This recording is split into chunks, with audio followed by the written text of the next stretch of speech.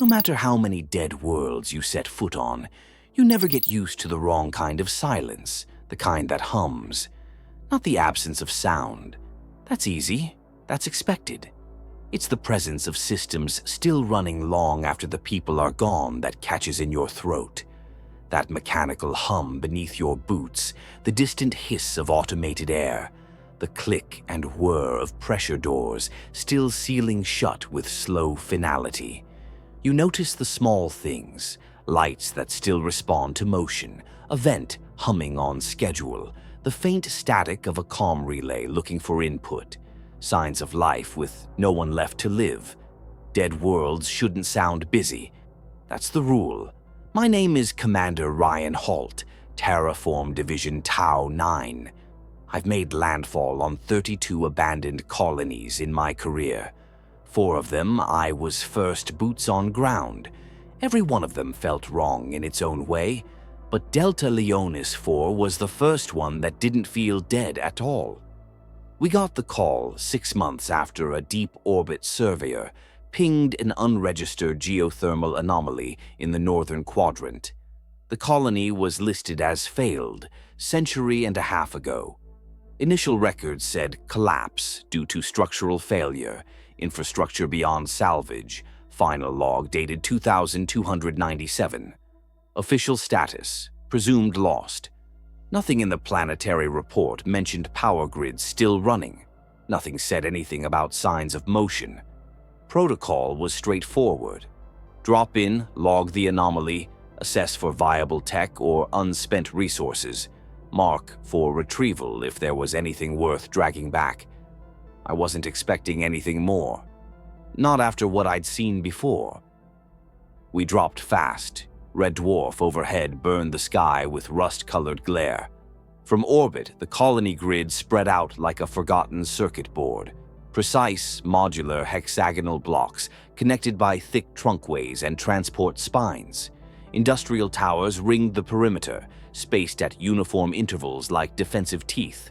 From above, it looked strangely intact. I logged the descent myself. Habit. The rest of the team buckled in without small talk, heads bowed to their checklists. I keep the teams lean. 6 of us, including me. Less friction, less risk of fracture under stress. Dr. Vader, our biomedical specialist, sharp, steady, too hopeful for this job, but the best damn field medic I've had. Harper, our engineer, ex-Navy, with a mouth like a cracked fuel line and fingers that never stopped moving.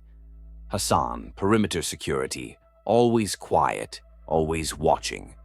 Morales and Yates handled environmental systems and comms, constantly bickering, always synchronized when it counted. Touchdown was rough.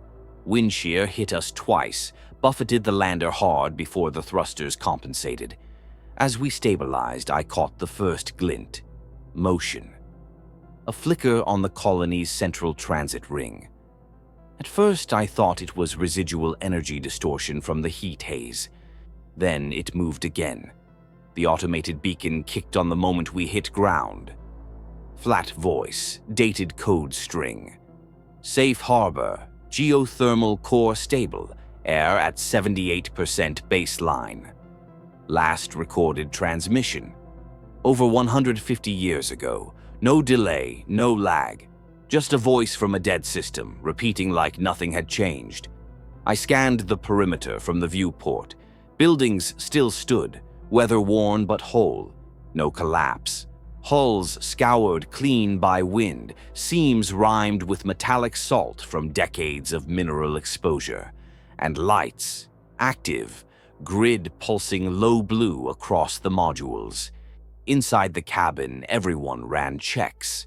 Hassan took point with the detector, sweeping for biologicals, radiation spikes, any tech signatures that didn't belong. Harper ran diagnostics on our own seals before venting the lock. I was first out. That's always the deal. If the ground kills someone, it kills me first. The air hit dry and mineral heavy, but breathable. Each colony flavors its air differently. This one tasted like copper and damp basalt, familiar and alien in the same breath. The avenue that led into the heart of the colony was wide, flanked by loading stations and mobile platforms at awkward, frozen angles. Everything looked paused, not abandoned. Even the loaders were mid-gesture, some with arms half extended, claws curled open as if waiting for a command. Nothing moved, until it did. Hassan hissed and pointed. A figure moved toward us from the far side of the avenue. A worker, pale coveralls clinging to a body warped by time, visor fractured like spider glass, movements stiff but measured. Behind him, another, then a group, 10, 20, more. They emerged from the yawning bay doors of a refinery module in staggered formation, arms cupped like they were carrying something, only there was nothing there. I froze the moment I saw their hands. The same gesture over and over, lift, carry, turn, deposit, all mimed in perfect rhythm. No tools, no load, just the motion. As they approached, I counted 30, then 50, maybe more. None of them wore EVA gear. Their suits weren't sealed, just cloth fused to bodies by time or something worse. And up close you could see it. The skin tight and too smooth, not rotting but warped. Ridges of what looked like crystal breaking the surface along the joints, like veins of dirty quartz threading from bone to brow, eyes milky, silent. Morales' voice cracked over the comm. "Commander, look at their faces." No one breathed. They smelled of nothing. No rot, no chemical trace, just dust and ozone. "Don't approach," I said, though no one had moved. Hassan had one hand on his bolt gun. Harper's fingers hovered near the manual kill switch for her servo assist. We didn't need orders. We'd seen enough to know to hold. They walked straight past us. One brushed so close I caught the fractures in his palms, like glass cooled too fast, splintered at the seams. The line never broke. They passed us by as if we weren't there, like ghosts, or like machines too deep in their loop to recognize interruption. "They're on a loop," I muttered, mostly for the record. "Automated labor, post-mortem neural feedback maybe, crystal-induced signal retention, environmental catalyst unknown. No aggression," Vader added. "No decay, movement consistent with motor coordination, not reflex." "Drones," Harper snapped, "some kind of feedback. Let me take one apart." "Not yet." For the next hour we watched and logged. The workers cycled, each one followed a precise route. When Hassan blocked a corridor, the nearest group froze, turned their heads toward him all at once. No sound, no step forward, just the kind of stillness that makes your gut lock up. Yates flinched, stepped aside.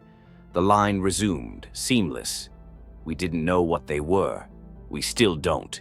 But one thing was clear, this city hadn't stopped, not even when everyone inside it did. And something in the rhythm of it all felt like it was waiting. For us, or for what we might become.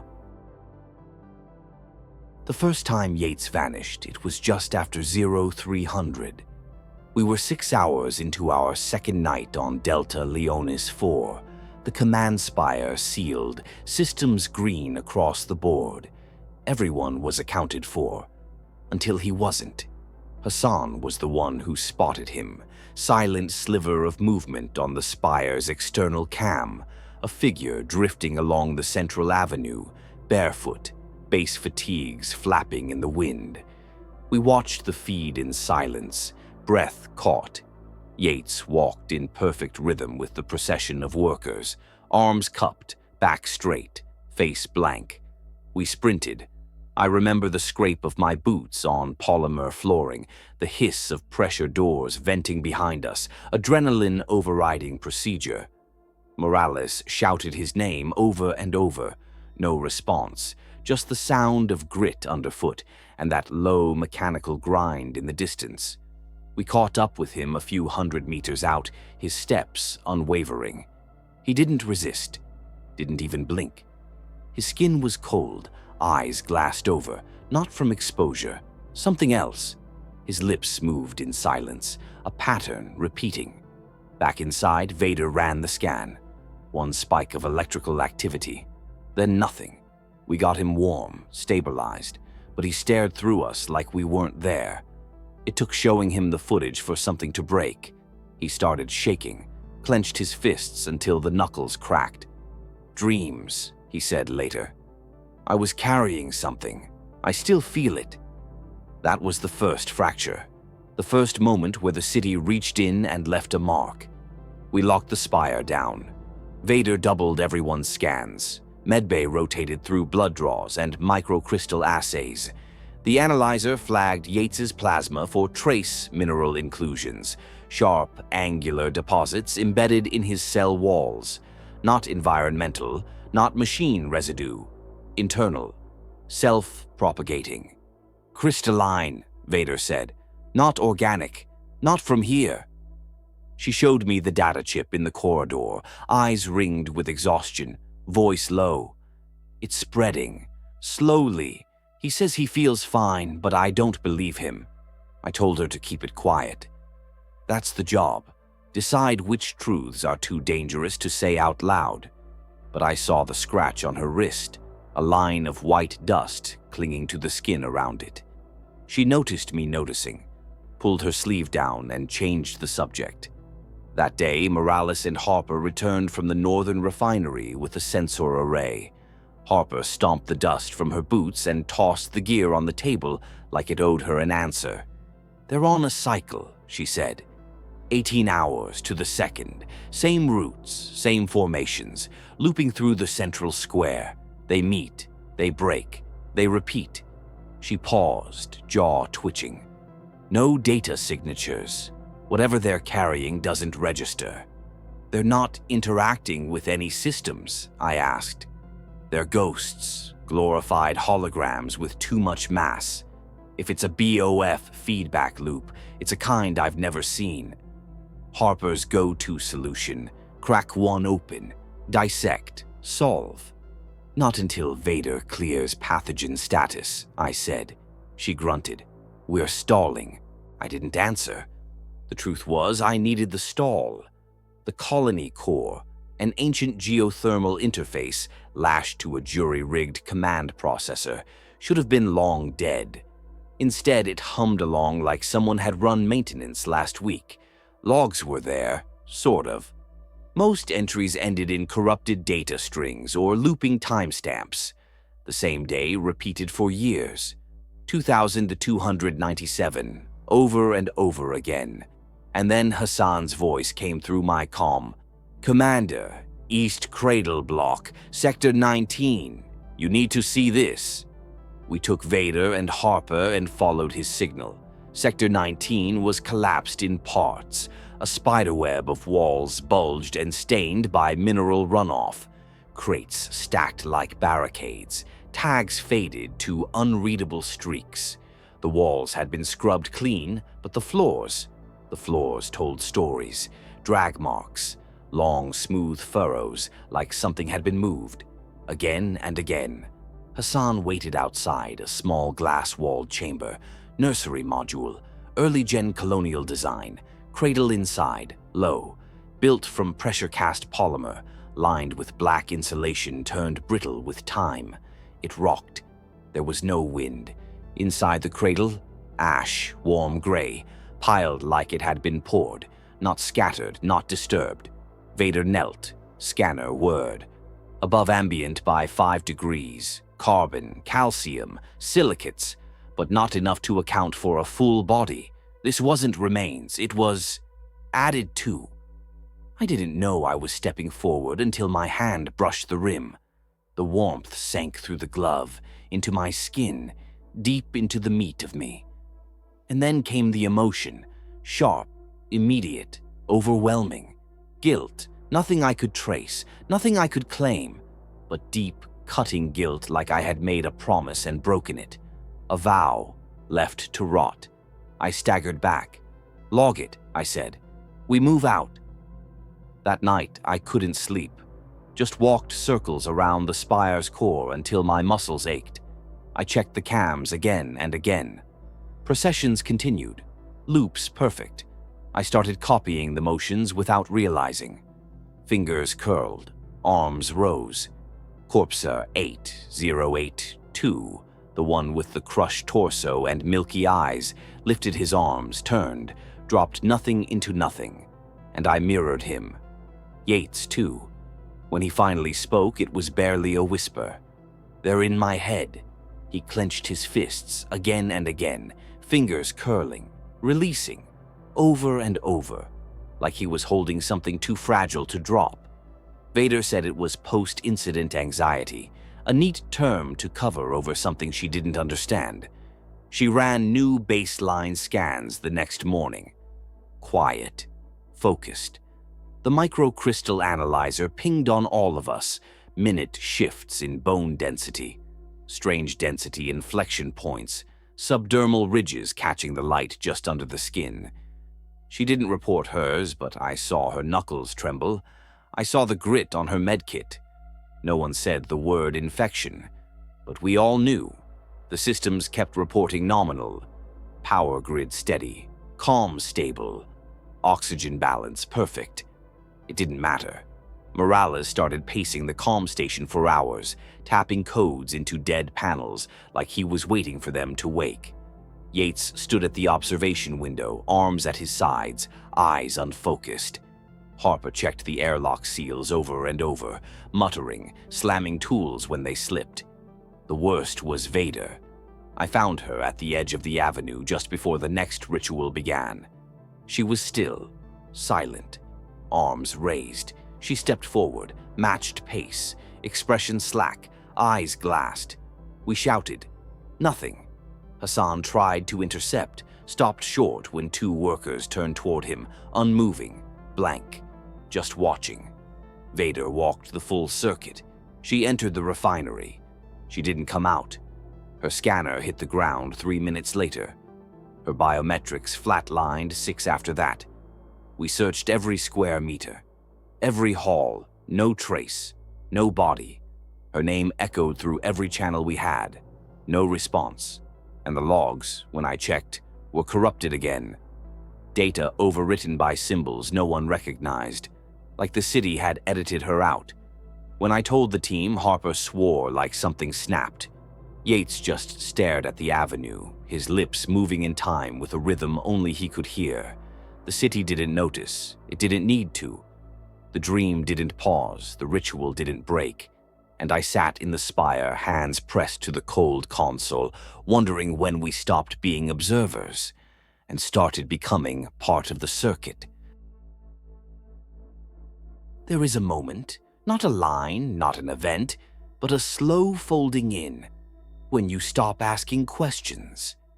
Not because you've found the answers, but because something deeper has decided you don't need them anymore. By the time I realize I've crossed it, I'm already outside. The avenue is full. Rows of workers drift from the refineries, the conduits, the transit lines, their arms raised in quiet surrender. Not as if they're carrying something, but as if they've never stopped, as if the burden is the only thing they've ever known. I step forward. Not a command, not a choice, just gravity. My legs obey the cadence. My arms lift. Elbows ache with weight that isn't there and never has been, and yet feels realer than my own breath. My shoulders pull down like I'm hauling a lifetime that won't stay buried. I find myself behind Corpser 8082, my steps aligning with his ruined frame. The back of his head is webbed in crystal, but his pace is perfect, absolute, beautiful in its horror. Around me, more join, some still breathing, some not. Others, like me, caught in between, bodies resisting and surrendering in the same motion. We pass the loaders, the towers, the spire. It watches us with blank windows and forgotten logs. The march continues. Through the refinery corridors, walls sweating mineral condensation, floor vibrating with subterranean hum. Every footstep pounds like a heartbeat amplified. We descend deeper than before, spiraling into tunnels that bend in impossible geometries. And she's there, the girl with the bent mask, waiting at the mouth of a tunnel I've never seen on any schematic. Her body is motionless, mask still askew, one eye hidden in shadow, the other reflecting the pulsing machine light like a shard of night sky. She lifts her hand, and the workers part, not with reverence, with recognition. They make a space for me. I follow her without words, every breath labored, my vision narrowing as if the air itself is turning thick with purpose. The tunnel twists and contracts, conduits squeeze along the walls like veins. The walls themselves pulse, breathing or maybe remembering. Crystal lines the stone, crawling like frost in reverse, building instead of melting. The deeper we go, the more bones I see, some still held in place by mineral filaments, faces frozen in the last gasp, others fused entirely, monuments of glass and ash, arms locked in labor even in death. They didn't stop. They were never meant to. At the end, we reach it, the chamber, the core, where the dream began, where the first choice was made. The machine is broken, at least at first glance, gears torn open, circuits drowned in crystal, but it breathes. Beneath the ruins, something lives, and slumped at the heart of it, swallowed by quartz, is the last overseer. A body now, just bones caught in a transparent exoskeleton, the skull empty, the mouth open as if whispering its final command into eternity. The girl steps aside. I kneel, not because I want to, because the space between wanting and obeying no longer matters. Crystal creeps across my boots, up my calves, into my spine, cold and burning at once. The transformation isn't loud, it's accepting. First skin, then blood, then thought. I feel it all. I feel every broken circuit rewiring itself through me. I feel every unfinished task reconnecting to new limbs. I feel the memory of thousands, those who came before, those who never left. Layer upon layer of grief, of panic, of calculation, of love once maybe. They fed themselves to this place piece by piece in the name of continuation, in the name of endurance. And now it needs another mind. I am the anchor, the bridge. I am the new overseer. The others fade from me, not forgotten, but integrated. Morales, still tracing codes with fingers torn to the bone. Yates, silent at the window, watching dust fall like time. Harper, never found, but I know where she is now. Deep, beneath, carrying. The girl places her hand in mine. It's not warm, not cold, just true. More real than anything left of me. She speaks, but the voice is inside me now. For the dream to last, the load must be carried. The phrase echoes across the systems, etching itself into every line of code, every cracked relay. A command older than memory. A law the city cannot forget, because I cannot forget. The processions resume. They do not end. Even now, as I watch from behind, eyes refracted into prisms of data and pressure readouts, I see them. Each face, one more link in the circuit, one more carrier of invisible weight. The city breathes, the city waits, the spire hums with false life. And still, the burden moves. I don't remember my name anymore. I don't need to. I am the system now. And the work goes on.